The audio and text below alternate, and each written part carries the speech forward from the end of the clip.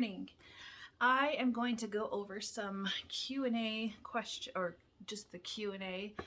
I got a few questions last week while I was on my trip in Gallup, and now that I'm a little bit more settled, I can properly answer questions. So before I was just trying to, answer as soon as I could. But now I actually have time. So we'll start with that today, and then we'll do the frequently asked questions. I get so many questions about like my bead work.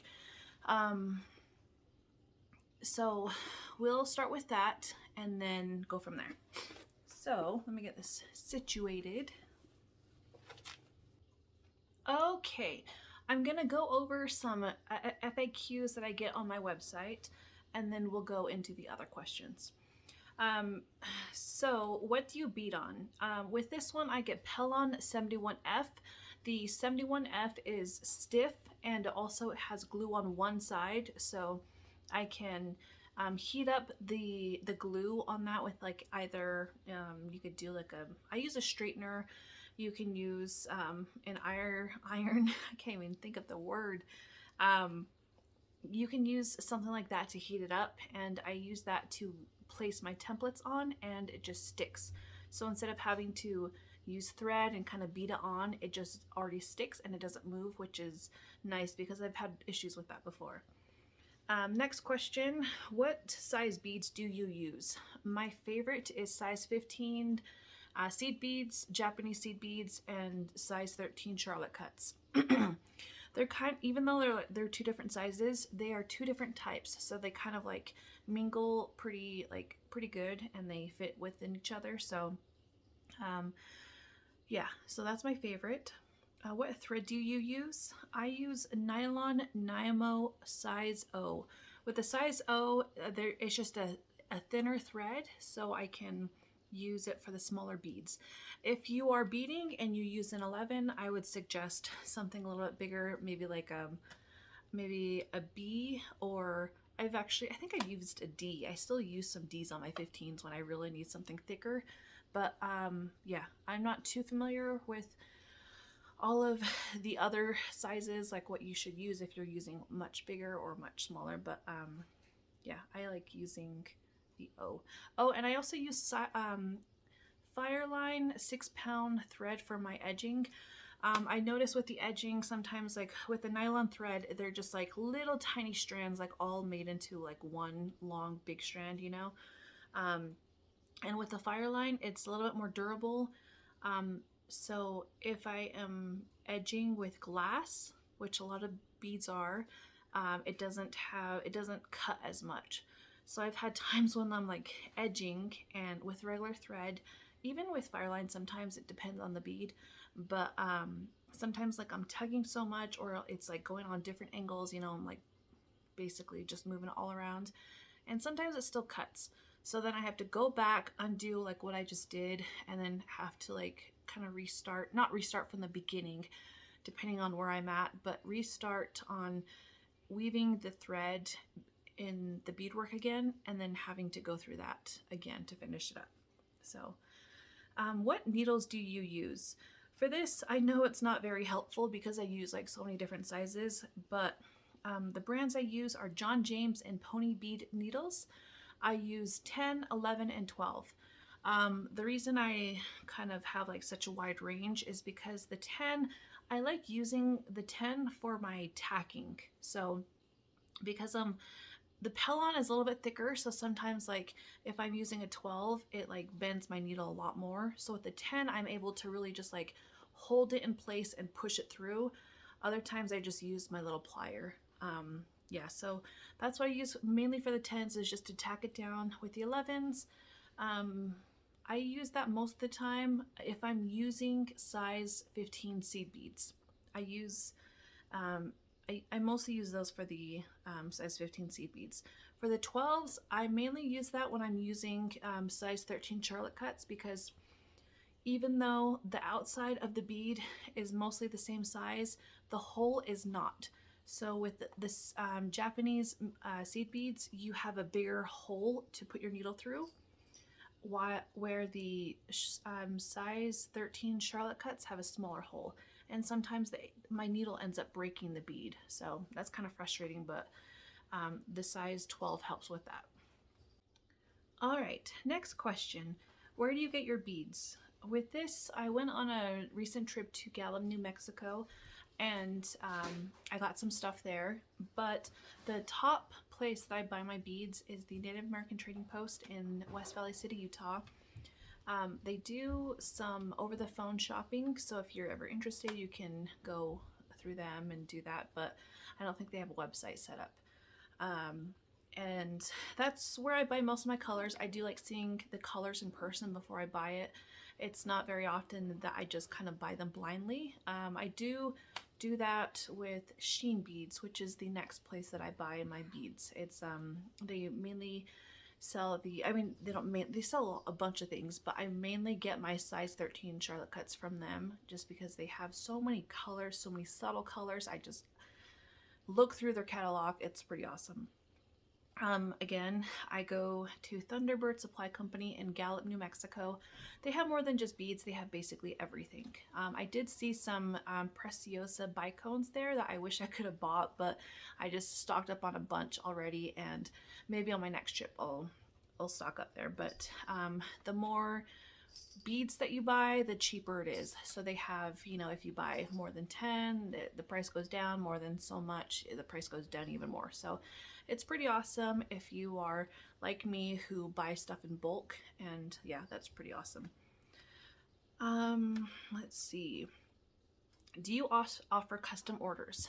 I do offer custom orders, but it's just a periodic basis when I feel ready to do it. I did work on the beaded heart earrings from the beginning of January till like the end of I think it was the end of February, maybe a little into March, and I just feel burnt out.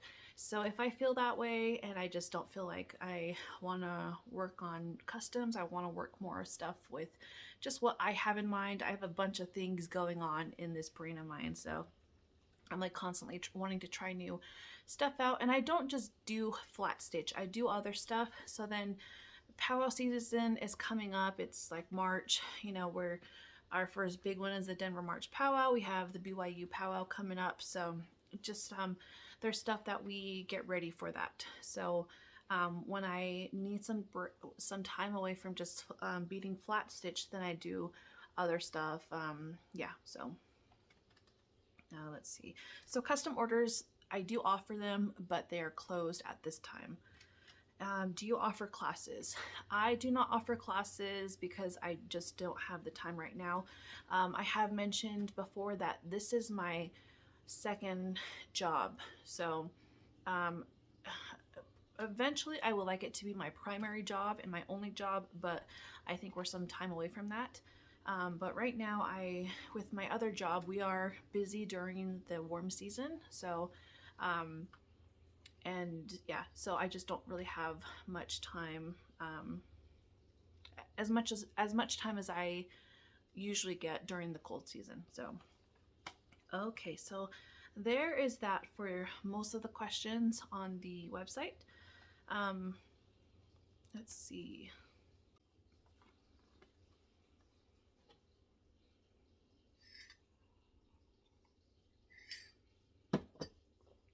Okay, the questions from last week, I just briefly went over it because I just did it through my stories, and there's not much time on my stories to really go through all the questions in depth, so we'll do it right now. So, which is your preferred style of beading? Peyote, lazy, not lady, brick, etc. So with this, my favorite style is, so when I first started it, I called it applique beadwork because that's what I saw it as. I saw it in books, and that's kind of like how I searched it. But the more I'm looking at videos, more people call it flat stitch. So I guess they're basically the same thing. Applique or flat stitch. Flat stitch is my favorite. Every once in a while I get kind of tired of it, and I'll try to do like studs, and that's like a peyote stitch. or for my adventure earrings, I need to make the little house, and that's the brick stitch. So it does feel nice to kind of change them when I feel like it. But for the most part, I feel confident in flat stitch or slash applique. With the peyote stitch, I would like to get more into it, but for me, um, it just takes so long, and I don't think I have the patience to do one single bead at a time. That might change, the more that maybe I have more time to bead, that I'm not in like such a crunch, or trying to like make more videos or stuff like that. So we'll see. But yeah. Next question. I use the typical 11 seed beads. What do you recommend as the best go-to? I think size 11s are great. I see a lot of people working with 11s. It's a good bead to start out with if you're wanting to work with smaller beads. With size 10s, I think it's a little bulky for my comfort. And size 15s and 13s might be just too small to start out with, because, they are tiny beads that, you need to make sure they're in line, and sometimes it could just be tricky. So I think size 11 is the perfect bead to start out with and just keep going with, because I like more detail, so I like using smaller beads, but you can still just get like as much, not as much, but just good detail with the size 11s. So size 11s is good, and just bead what you're comfortable with. I feel comfortable with the size 13s and 15s, so that's what I stick with. Let me see. Next question from Sarah, last name. Where were you born? I was born at the LDS hospital in Salt Lake City, Utah. And I had mentioned in my video that I am not Mormon. So yeah, my parents, they went to the U when I was younger, and they just, were familiar with that area. So I guess that's why they took me to the LDS hospital. Okay. Oh, but with that, I will say that I was born in Salt Lake, but I'm from Monument Valley, Utah. So my parents are from there, my family's from there, everyone is from there. And eventually I think it would be kind of nice to, be there a little bit more when I am able. But right now it's just kind of crazy. My life is really hectic right now. Okay. Do you prefer metal rhinestone banding or plastic banding? And this one I thought was fun because I guess it was funny because I have recently been thinking, gosh, I have a lot of plastic banding that I just need to use up again. It's just sitting there and I need to use it up. And for the longest time, I was using plastic banding. It was my preferred type of banding. And when I would see other people using metal banding, it just, for me, I know this is really judgy, but I just thought like, it looks kind of cheap, like that. It's just weird. And then I kind of got used to the idea. I maybe saw it like so much that I wanted to try it out, and I changed my mind. I started using it. I was like, this is actually really nice. Like, it's really classy, and it actually lines up better with some beads sometimes more than the other plastic banding, because for the most part, like the metal banding, it's metal, so it's mainly all straight, and if it's in line with straight lines and curves and all that fun stuff, and the plastic banding, like they're all like little circles, just hooked by like little string, like just like string on either side. And sometimes when you're beading, it kind of like curves with the plastic banding. So depending on what size you use, also I like sticking around like a size SS6. I don't know the exact measurement on that, but that's the size that I like going for. I like the smaller banding. And also with size 15s and 13s, I think personally it's better to use a smaller banding, because if you use bigger banding, even though you would think it's just the width, it's actually the height too, because actually I don't know why, but with the larger banding, the height also increases. So if you're using like a size 15, you still kind of have that bump of just between the banding and your beads. And then if you're using an 11, it's probably more, more in line with that. So that's also something to think about. Next question. This came from Instagram, and it's probably my favorite question. How do you balance your time between work and projects? And I think I like this so much because I constantly wonder about that with other people too, especially other people with kids, because I'm just like, gosh, how do you do it? And I think there's a few things. So with our girls, we get a lot of help.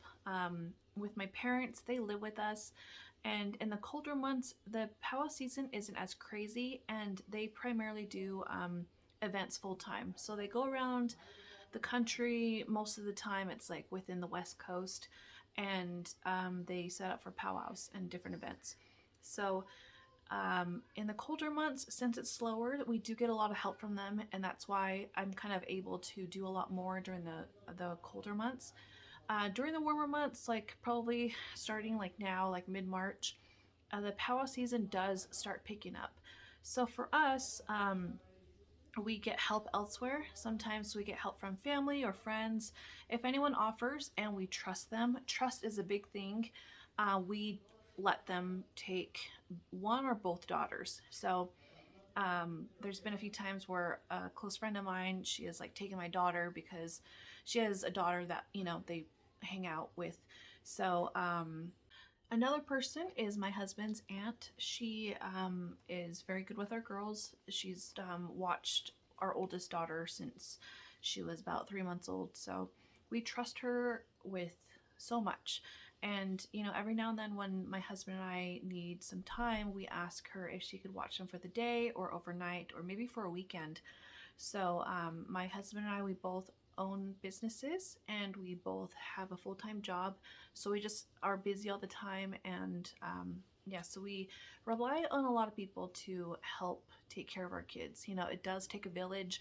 And if you have the opportunity, I suggest taking as much help as much as people offer. I know that sometimes you can be prideful, and that is, a different subject to get into. But if someone is willing to help and you trust them, I say go for it. On the other part of that, I feel like eating in general or cooking just takes a lot of time as well. So if I know I have a busy week or if I need like a big project to do, then I try to make it as easy for myself as I can to make dinner and just kind of prepare dinner for our family. So recently, I have been asking my husband to put in more effort to help me with that. So we've kind of like not divided, but kind of he has certain days and I have certain days. Sometimes that doesn't always, we're not always strict to that schedule because it just does not work. Life gets in the way. But for now, about Tuesdays and Thursdays, he's responsible for dinner. He can either get it takeout or he can make it. Other times, like I get freezer meals. Sometimes like I'll go to Costco, I'll get like a frozen pizza or frozen lasagna or just something easy to pop in the oven and just let it cook while I'm trying to do stuff. Also with that, like if I am making chili or any like soup or anything like that, I make an extra batch to freeze it. So then on a day like, like that we're really busy or a week that we're really busy, I'll just pop it in the fridge and let it defrost overnight or throughout the day and have that ready for dinner. I feel like dinner is like very time consuming, and it's just like the big our big family get together, throughout the day. So also with that, like frozen veggies, I buy a lot of frozen veggies like either from Costco or from our local grocery store, and just have it ready. So for us, recently, to make things a little bit easier, for example, with frozen veggies, I just get like a mix that has like corn, peas, and like green beans or something, and I can easily throw that in with some chicken and noodles and make chicken noodle soup, just really quick within like half an hour to an hour maybe tops. Or the same thing, corn, peas, green beans with Spam or ham, and just like get one of those pouch, like the rice that are in pouches that you could just like tear open, put in the microwave, stuff like that. I could just like have like fried rice, or just stuff that's really easy. I do follow like a lot of like Pinterest boards and like other cooks and chefs and all that stuff, so that helps me just make it a little bit easier for myself. um, for projects, trying to fit that in with work. For me, I think this is a little bit more specific, but I work from home. I have an office job, so I'm able to do mostly everything at home. Actually, basically everything at home. So as soon as I get off work, sometimes I just grab my beading tray and just start going. So, but I also have to plan that out. If my husband, he works at a hospital and he works on call every so often. So if he is called, then that kind of like disrupts like my planning through the day or that week, and I have to like plan something else. And so I do have to make sure that I am aware that things can change instantly. So our schedule is pretty crazy all the time, and for some reason we just make it work. I feel like if you are driven and you have this goal in mind, you will figure out ways to make it work. And sometimes it can be really stressful. Other times, it's just easy breezy. So I feel like if you allow yourself to receive help, if people are offering it, that goes a long way. Also, be open to things changing if they don't completely fall in line. So we just kind of roll with the punches and just, yeah, take however it's given. With that being said, there are times when it is more frustrating other weeks than some. So, our schedule isn't perfect, but, we try to work with what we're given. So I hope that helps with that. Yeah, if there's any other questions, you can always, either comment or message me. Depending on how many I get, I can do more videos like this. So please like, subscribe, comment, share to your friends and family. Follow Morning Bird Jewelry on Instagram, Facebook, YouTube, TikTok also. Yeah, thank you so much for watching. Have a great week. Bye.